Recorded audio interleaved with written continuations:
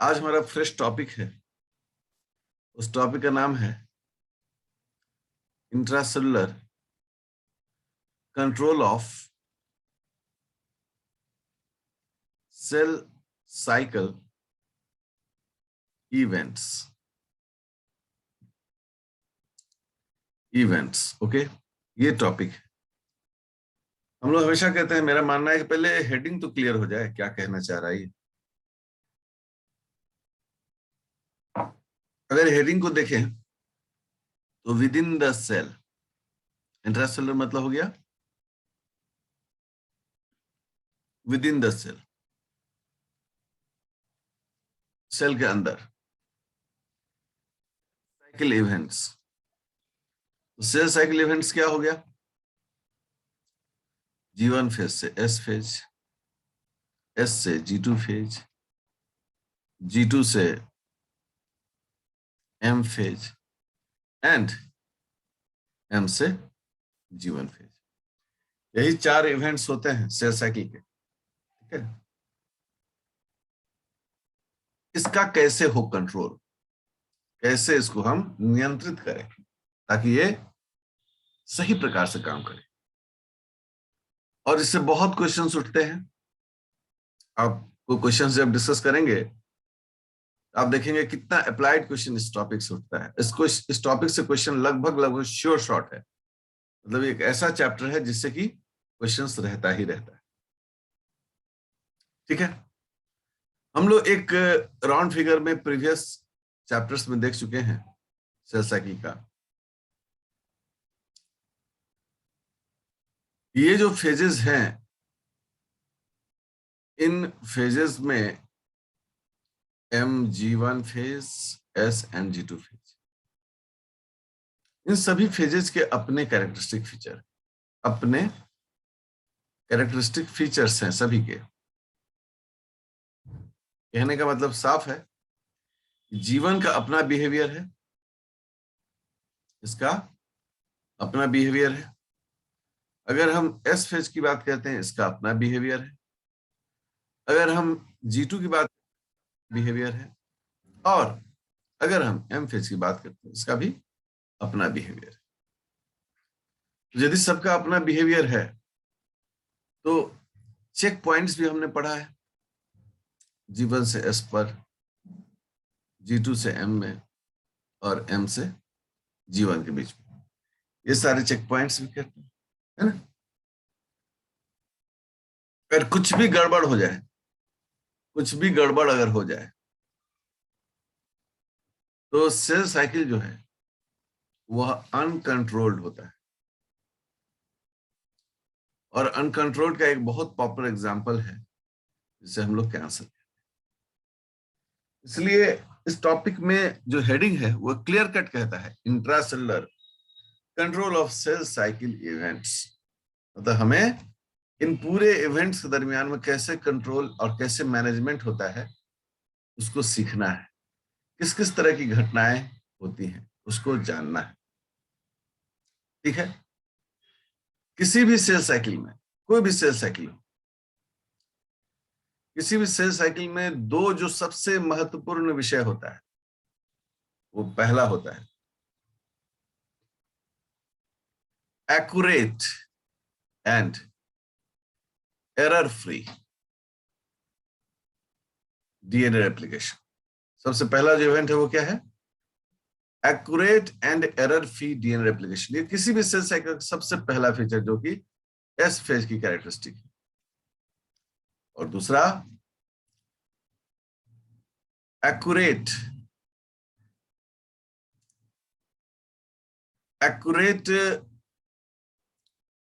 Separation of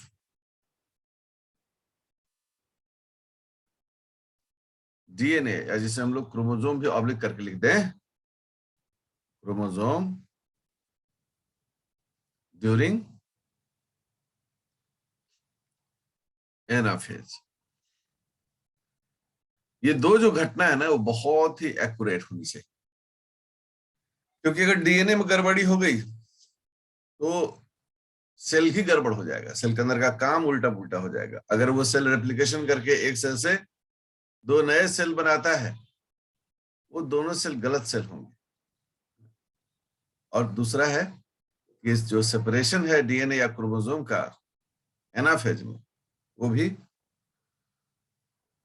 separate मतलब accurate होना चाहिए, नहीं तो क्या होगा, एन्यूप्लॉइडी एंड एनाप्लॉइड और यूप्लॉइडी जैसी क्रोमोसोमल एबरेशंस होंगी। दोनों घटनाएं बिल्कुल सही सही होनी चाहिए। तीसरा है कि जीवन फेज का अपना अपना फीचर है भाई। जीवन फेज के दरमियान हम क्या देखते हैं, बम्पर प्रोडक्शन।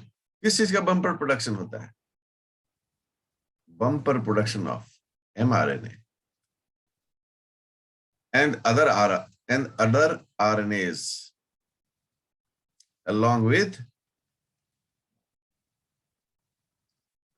Protein synthesis. मतलब एकदम सिग्निफिकेंट पॉइंट हमने आपको कहा कि जीवन फेज में आपको खूब सारा mRNA मिलेगा, तरह तरह के RNA मिलेंगे और ढेर सारा प्रोटीन मिलेगा।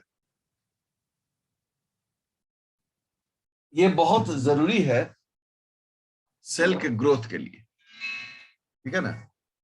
सेल के ग्रोथ के लिए ये बहुत जरूरी है, ये कंटेंट जो है सेल ग्रोथ के लिए बहुत जरूरी होता है, ठीक है। तो जब हम इस तरह की बातों को पढ़ते हैं तो मुद्दा क्लियर कट है कि बेसिक वर्क हमारा है कि हम डीएनए या क्रोमोसोम को कैसे मोटिवेट करते हैं। एक एक्सपेरिमेंट मैं आपसे शेयर कर रहा हूं, ये जॉनसन एंड रॉ ने, ठीक है, 1970 में किया, जो आज भी वैलिड है। और 2019 में इससे क्वेश्चन, सीधा क्वेश्चन था CSR नेट में, जो मैंने क्वेश्चन शेयर किया उसमें आप देखें। इन्होंने क्या किया, सोमैटिक हाइब्रिडाइजेशन उस वक्त डेवलप हो रहा था, ठीक है ना। सोमैटिक हाइब्रिडाइजेशन टेक्निक को यूज किया और उस टेक्निक के आधार पर रिजल्ट्स इन्होंने स्टडी किया। अब देखिए, मैं एक एक करके बता रहा हूं और जब मैं एक्सपेरिमेंट बता दूंगा फिर आपको कुछ सवाल जवाब करने का मौका दूंगा। आप देखें, ठीक है। ये एक सेल है और इस सेल का जो न्यूक्लियस है, हम इसको थोड़ा डिजाइनदार बना दे रहे हैं, ये अभी एस फेज में, करेक्ट। और एक दूसरा सेल है, इसको ब्लू से मैं दिखा रहा हूं, और उसमें एक न्यूक्लियस है और ये है जीवन फेज। मतलब दो सेल अलग अलग फेज में। ये माइस सेल को लिया गया था, अब इन दोनों सेल का फ्यूजन किया गया सोमैटिक हाइब्रिडाइजेशन टेक्निक से। रिजल्ट क्या हुआ, तो रिजल्ट ये हो गया कि ये दोनों सेल आपस में फ्यूज कर गए। देखिए ऐसे, इसका अपना न्यूक्लियस है और जीवन फेज का अपना न्यूक्लियस है। अब बहुत समस्या आ गया। क्यों समस्या आ गया, क्योंकि ये जो ब्लैक वाला आप देख रहे हैं ये तो एस फेज में था और ये जीवन फेज में था। अब साइंस क्या कहता है कि एस फेज जो है वो आगे का फेज है, मतलब कि जीवन से सेल किस में जाता है, एस में जाता है। अभी जो सेल जीवन फेज में है उसके सारे मटेरियल क्या होंगे, वो सारे मटेरियल जो होंगे वो जीवन SCD के द्वारा रेगुलेट होने वाले होंगे। और जो एस फेज के मटेरियल्स हैं वो सभी SCD के मटेरियल्स होंगे। लेकिन हमने अब क्या किया, बदमाशी हमने क्या किया, दोनों को हमने जोड़ दिया। अब दोनों का मटेरियल जो है वो एक दूसरे के साथ इंटरमिक्स हो गया। एक का एस फेज का मटेरियल है, एक का जीवन फेज का मटेरियल है। अब क्या होगा, अब यहां सवाल आया इसका रिजल्ट क्या होगा, ठीक है। लोगों ने देखा कि जीवन फेज जो है क्विकली, बहुत तेजी से इंटर कर गया, किसमें? इंटर्स इनटू एस फेज। हाँ, और एस फेज सेल जो है, S phase nucleus continues it's DNA replication. अब आप गौर करें कि ये स्टेटमेंट जो रिजल्ट का था वो कितना महत्वपूर्ण है। ये जो जीवन जीवन का सेल है, ये बहुत जल्दी से अपने आप को किसमें चेंज कर लिया? एस में। मतलब जल्दी जल्दी जल्दी जल्दी जल्दी जल्दी इसने अपने आप को एस में चेंज कर लिया, पहला। और दूसरा, जो एस फेज है जिसको मैं यहां तीर से निशाना दे रहा हूं, ये कुछ नहीं किया, ये अपना काम करते रहा। इसको डीएनए रेप्लिकेशन है, करते रहा। तो अब इसी रिजल्ट को जब हम देखते हैं तो हम क्या कहते हैं कि जीवन जो है वो क्विकली एस फेज में चला गया। हम तो कह दिए, लेकिन क्या यूं ही कह देंगे? इसमें कुछ तो अंदर में घटनाएं होंगी। हमारा टॉपिक है intracellular control of cell events. तो हम कहेंगे जी सर, इसमें कुछ घटनाएं हुई हैं, जैसे क्या? तो हम कह रहे हैं सर, इसमें सबसे पहली घटना हुई, वो हुआ यूबिक्विटाइलेशन ऑफ G1SCDK। कहने का मतलब है सर, जीवन का जो रेगुलेटिंग प्रोटीन और एंजाइम था, जिसे हम लोग G1SCDK कहते हैं, वह ब्रेकडाउन में चला गया सर। मतलब वो यूबिक्विटाइलेटेड हो गया, मतलब ब्रेकडाउन में चला गया। और सेकंड पॉइंट कि SCDK एक्टिविटी स्टार्ट्स। SCDK की जो एक्टिविटी है वह शुरू हो गई। रिजल्ट क्या हो गया? ये जो न्यूक्लियस है, ये तो रेप्लिकेशन कर रहा था, इसके अंदर में डीएनए रेप्लिकेशन हो ही रहा था, लेकिन थोड़ी देर बाद इस न्यूक्लियस में भी डीएनए रेप्लिकेशन शुरू हो गया। मतलब जीवन से वो एस में बदल गया, तेजी से बदल गया। तेजी से मतलब जो उसको मान लो कि 1 घंटा में बदलना था, वो 10 मिनट या 5 मिनट के अंदर में कन्वर्ट हो गया। अब आपको सवाल पूछने का मौका मिल रहा है, ठीक है? अब क्या है? अब उन्होंने कुछ और भी एक्सपेरिमेंट किए। अब देखिए एक्सपेरिमेंट कैसे दिखते हैं। उन्होंने क्या किया, एक सेल जो कि अभी एस फेज में था, पिछला भी लिए थे हम लोग, एस फेज में, मतलब यहां पर डीएनए रेप्लिकेशन हो रहा होगा, और एक सेल जो कि G2 फेज में है, मतलब जो अब आगे कहां चला जाएगा? वो आगे अब चला जाएगा, डिवीजन में जाने वाला है, सेल डिवीजन में जाने वाला है, मतलब एम फेज में जाने वाला है। ये G2 फेज में है, मतलब ये तैयारी कर रहा है एम फेज के लिए। इसको क्या किया जॉनसन और रॉ ने? इसको फ्यूज कराया फिर से, सोमैटिक हाइब्रिडाइजेशन। इसका रिजल्ट क्या हो गया कि आधे इधर आधे उधर, मतलब आधा हिस्सा एस फेज वाला सेल का और आधा हिस्सा G2 वाला सेल का, ये दोनों आपस में। अब देखो, न्यूक्लियस तो फ्यूज अभी नहीं किया है, लेकिन जो साइटोप्लाज्म है, ठीक है ना, वो साइटोप्लाज्म आपस में मिक्सअप हो जाएगा। क्योंकि जैसे हम उसको फ्री फ्लो कराएंगे तो क्या होगा? ऑब्वियसली मिक्सअप होना ही चाहिए। ये भी है, और ये भी जो है G2 का भी जो मटेरियल है वो ऐसे करके मिक्सअप हो गया। सो इसका मतलब कि दोनों का जो साइटोप्लाज्म है वो मिक्सअप हो गया, मतलब साइटोसोल मिक्सिंग हो गया। अब जब हम इस बात को गौर करते हैं तो हम पॉइंट आउट करते हैं कि एस फेज का जो रेगुलेटिंग सीडीके है उसका नाम है SCDK, और G2 का जो रेगुलेटिंग सीडीके है उसका नाम भी है SCDK। बस अंतर क्या है कि G2 में तैयारियां हो रही हैं किस फेज में एंटर करने के लिए? G2 तैयारी कर रहा है एम फेज में एंटर करने, और S जो है वो किस फेज में एंटर करने की तैयारी कर रहा है? S फेज कर रहा है G2 में, अर्थात कि S फेज जो है उससे G2 फेज में एंटर करता है। तो मतलब S पिछला फेज है और G2 एक फेज एडवांस है, ठीक है? जब इसका रिजल्ट देखा गया, रिजल्ट तो बड़ा इंटरेस्टिंग रिजल्ट आया, ठीक है? एक मूवी का गाना है, हमको लगता है कि ये सलमान खान साहब की मूवी है, तू चल मैं आया। इसमें मतलब क्या कि you move I am coming. यहां जस्ट उल्टा है, मैं रुकता हूं तुम जल्दी से पहुंचो। अर्थात G2 फेज जो है, G2 फेज हॉल्ट्स। रिजल्ट क्या हो गया? ये जो G2 फेज का पोर्शन है और ये आपका S फेज का पोर्शन, ये रुक गया। ये फर्दर कोई एक्टिविटी नहीं कर रहा, ठीक है, ये रुक गया। और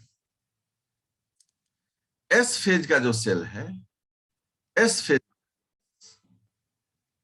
न्यूक्लियस क्विकली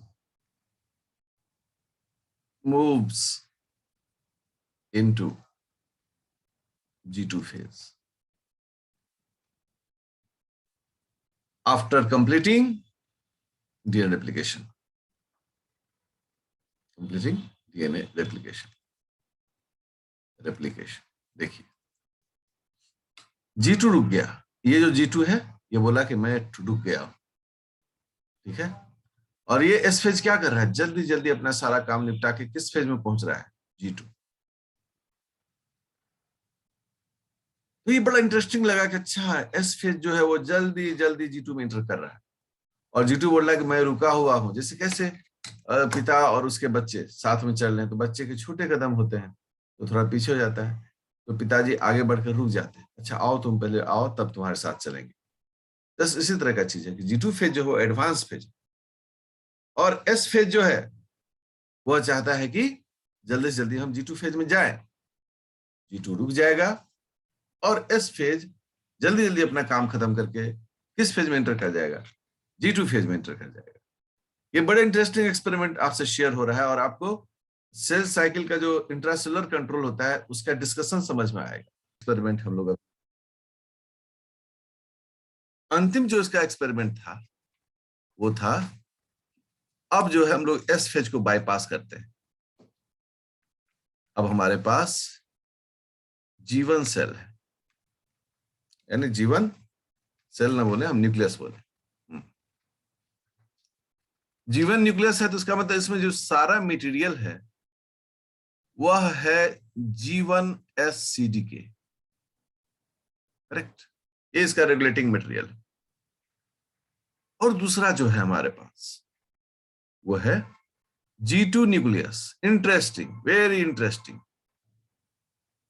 तो दिस इज G2 न्यूक्लियस, मतलब कि गौर करें कि जीवन जो है it is advancing for S phase where DNA replication will take place, and G2 is advancing for M phase where the karyokinesis and cytokinesis will be achieved।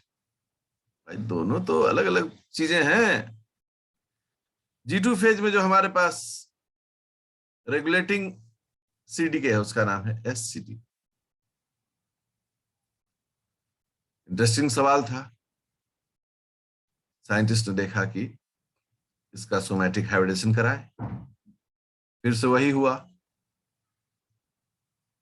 जीवन का nucleus और ये आ गया G2 का न्यूक्लियस साथ में आ गया, इसका मटेरियल इसके साथ मिक्सअप हो गया और जीवन फेज का जो मटेरियल है साइटोसोल वो इसके साथ मिक्सअप कर गया, इंटरमिक्सिंग हो गया। ये जो है भाई जीवन फेज में है और ये जो है G2 फेज में है। अब तो बड़ा मुश्किल हुआ। रिजल्ट जब देखा लोगों ने, देखा कि कितना केयरिंग होता है सेल, कि G2 फेज जो है वो हॉल्ट कर गया, हॉल्ट, रुक गया फिर से। मतलब हम ऐसा कह सकते हैं ना कि G2 फेज ने कहा जीवन को कि मैं रुकता हूं, तुम जल्दी जल्दी अपना फेज कंप्लीट करके जल्दी से हमारे पास आओ। अब क्या हुआ कि जीवन जो है वो क्विकली अपना सारा काम किया, जल्दी जल्दी, इमरजेंसी, क्योंकि उसके पास G2 का भी मटेरियल वो S फेज में गया। फिर S फेज में DNA रेप्लिकेशन को किया, वो भी जल्दी जल्दी, ठीक है ना, कोई लग्जरी नहीं था कि आराम से करेंगे। जैसे हम लोग परीक्षा से पहले तेजी से काम करते हैं, and then enters into G2 phase. जब तक कि G2 फेज तक ये इंटर नहीं किया, तब तक नीचे वाला जो न्यूक्लियस था वो क्या था? ऑल्ट किया, रुका हुआ था।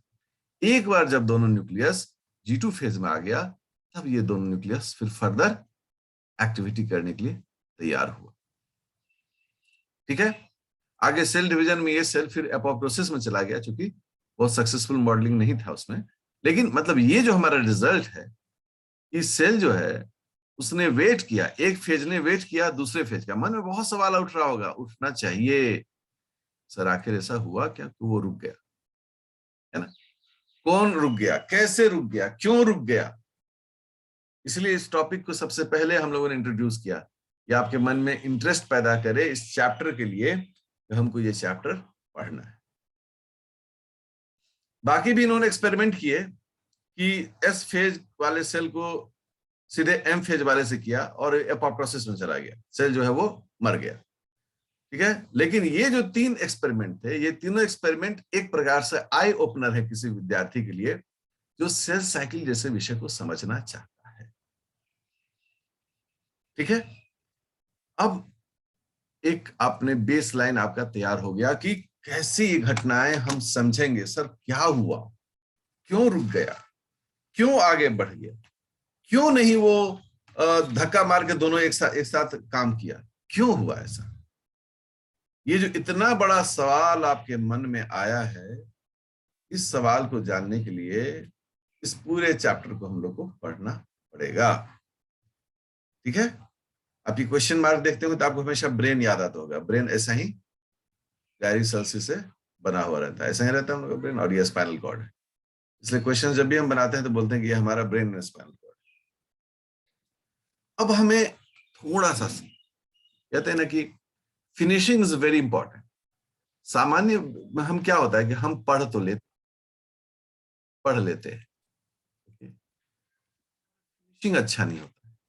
और फिनिशिंग का प्रॉब्लम जो है वह एक 90% विद्यार्थियों का ये प्रॉब्लम होता है। Even they are very good students, but उनका फिनिशिंग बहुत खराब होता है। इसका रिजल्ट क्या होता है कि they know the question but they are confuse in answer. Finishing गड़बड़ होने के कारण क्या होता है? कंफ्यूजन। और कंफ्यूजन हुआ तो नेगेटिव 25% है भाई, वो कभी भी आप कमा सकते हैं। नेगेटिव मार्किंग सबसे ज्यादा होता है इस कंफ्यूजन वाले से। ये होगा कि ये होगा, जानते तो हैं बट मेरा फिनिशिंग नहीं है। कोई भी एग्जामिनेशन जिंदगी में वो आपकी फिनिशिंग को देखता है कि आप उस विषय में कितनी फिनिशिंग है, कितना आप एग्जैक्टली टू द पॉइंट आप पहुंचते हैं। तो फिनिशिंग के लिए बहुत जरूरी है जानना कि किसमें क्या होता है। जैसे मान लो कि हमने कहा कि G1SCD, ठीक है, दूसरा हमने कहा SCD, और तीसरा है हमारा MCD। मैमएस में यह तीनों रन करता है। ठीक है, G1CD के भी अलग है, 4 तरह का होता है। ठीक है, हमने मैमल्स को ही ले रखा है तो हमारा है। अब इसमें जितने भी प्रोटीन्स होते हैं, साइक्लिन का ग्रुप होता है, ठीक है ना, उससे हम लोग क्या बोलते हैं? कौन सा साइक्लिन है? जल्दी से बोलो सब लोग। साइक्लिन ई। साइक्लिन ए। सीडी के सर साइक्लिन ई होगा। वही तो, अभी हम आगे बढ़ते और आप जैसे जैसे ही आप आते एस फेज में, तो आपके लिए परेशान, भाई अब हम क्या लिखें, दोबारा तो नहीं, हमको लिखना पड़ेगा। ठीक है, साइक्लिन ई। CD K 2। हाँ, सीडी के 2। Good good. चलिए, फाइनली आप लोग को याद है, बढ़िया।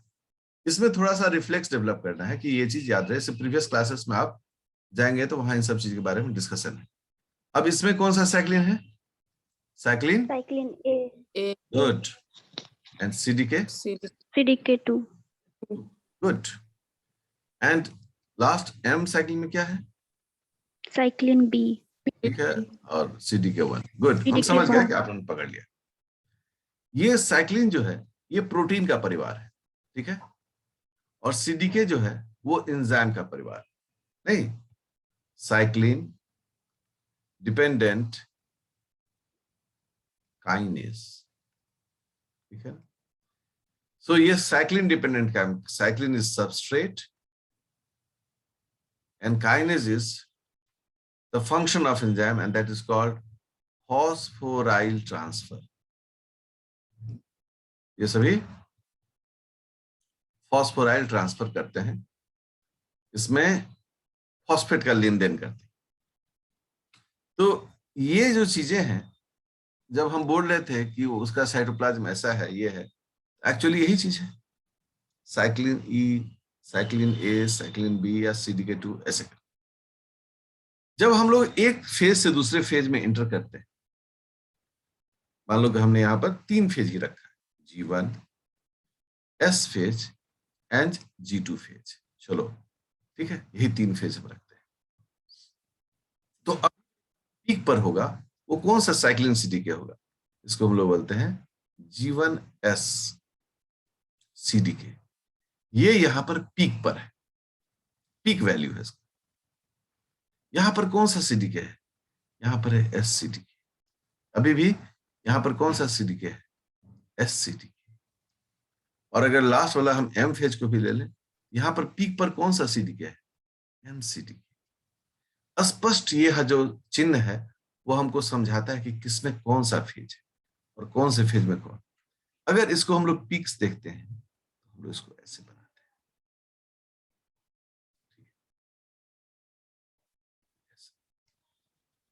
अगर हम लोग SCDK को देख रहे हैं तो हम लोग उसको ऐसे बनाते हैं।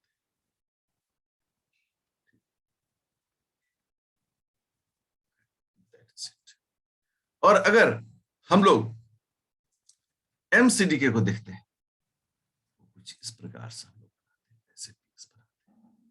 ठीक है, तो क्लियर कट करता है कि जीवन जो है उसका रेगुलेटरी G1S CDK के हाथ में है।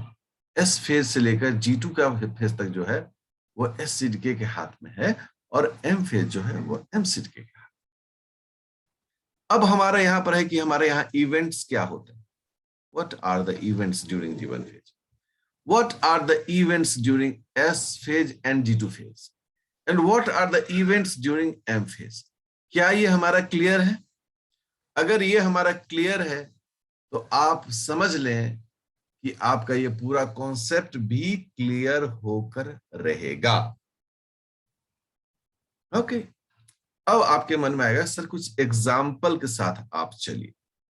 ठीक है, मान लो कि हम अगर सबसे पहले हम SCDK लेते हैं, बड़ा इंटरेस्टिंग ये है ना SCDK। तो SCDK किस फेज का न्यूक्लियस के लिए है? S फेज के लिए। S फेज के लिए सबसे सिग्निफिकेंट पॉइंट क्या है? वो है DNA रेप्लिकेशन। ठीक है ना, DNA रेप्लिकेशन का रिजल्ट क्या है? इसका रिजल्ट क्या होता है? इसका रिजल्ट होता है डुप्लीकेट DNA मॉलिक्यूल्स, या DNA ही हम छोड़ते हैं, DNA duplicate DNA are formed. यही हम लोग कहते हैं। डुप्लीकेट मतलब आइडेंटिकल, एक DNA है उससे हूबहू, गलती नहीं होनी चाहिए, तो 2 DNA बन जाएंगे आइडेंटिकल। हम बार बार इसलिए कहते हैं कि हम कोशिश करते हैं कि गलती ना, लेकिन ऐसा होता नहीं है, एरर्स तो होती ही है। अब ये हमारा S फेज का सबसे महत्वपूर्ण घटना है। तो हमको सारे मटेरियल्स यहां चाहिए, हम कोई भी मटेरियल्स में कॉम्प्रोमाइज नहीं कर सकते हैं। हमको क्या क्या चाहिए? तो हमें DNA चाहिए। याद है सबको DNA रेप्लिकेशन के मटेरियल्स के बारे में बोलते थे। हमें DNA पॉलीमरेज चाहिए, ठीक है ना, हमें लाइगेजेज चाहिए, हमें प्राइमेज चाहिए, हमें टोपोआइसोमरेज चाहिए एंड सो ऑन। ठीक है, ये तमाम चीजें हमें चाहिए। उसके अलावा हमें हिस्टोन चाहिए, चूंकि यूकैरियोट्स में देख रहे हैं हिस्टोन्स चाहिए, हमें प्रोटोमाइन्स चाहिए, अगर जरूरत है तो प्रोटोमाइन्स चाहिए। साथ ही स्पिंडल फाइबर भी फॉर्मेशन शुरू होता है, स्पिंडल फाइबर सिंथेसिस भी शुरू होता है, ये भी करना पड़ता है। भाई बहुत तरह के रॉ मटेरियल्स हैं हमें जो इस फेज में चाहिए। ऐसे ही बन जा रहा है 2 DNA, हमें सब चीज की व्यवस्था करनी थी। ये तो ऑलरेडी है सेल में, DNA तो है, पर DNA पॉलीमरेज तो बनाना पड़ेगा, लाइगेजेस तो बनाना पड़ेगा, प्राइमेजेस तो बनाना पड़ेगा, टोपोआइसोमरेजेस तो बनाना पड़ेगा। हमें हिस्टोन्स तो बनाने होंगे, प्रोटामाइन्स तो बनाने होंगे, स्पिंडल फाइबर्स तो बनाने होंगे फ्यूचर के लिए। ये एस फेज से ही शुरू होता है, स्पिंडल फाइबर का बनना। तो ये कैसे हम रेगुलेट करेंगे इन चीजों को? हम जब एस फेज पढ़ते हैं तो सिर्फ डीएनए रेप्लिकेशन का थोड़ी हमारे दिमाग में बातें आती हैं, हमारे दिमाग में ये तमाम तरह की बातें आती हैं। इसके अलावा डीएनए रिपेयर भी, ऑन साइट डीएनए रिपेयर जैसी घटनाएं भी होते रहती, उसके लिए भी जितने भी रिपेयरिंग प्रोटीन्स हैं वो तमाम प्रोटीन्स हमको चाहिए इस दरमियान में। इसका मतलब है कि ये हम जब एस फेज की बात करते हैं तो हम सिर्फ डीएनए रेप्लिकेशन की बात नहीं करते हैं, हम डीएनए रिपेयरिंग की ही बात नहीं करते, बल्कि हम उन तमाम तरह के प्रोटीन्स की बात करते हैं जो उस फेज में सिंथेसाइज होता है।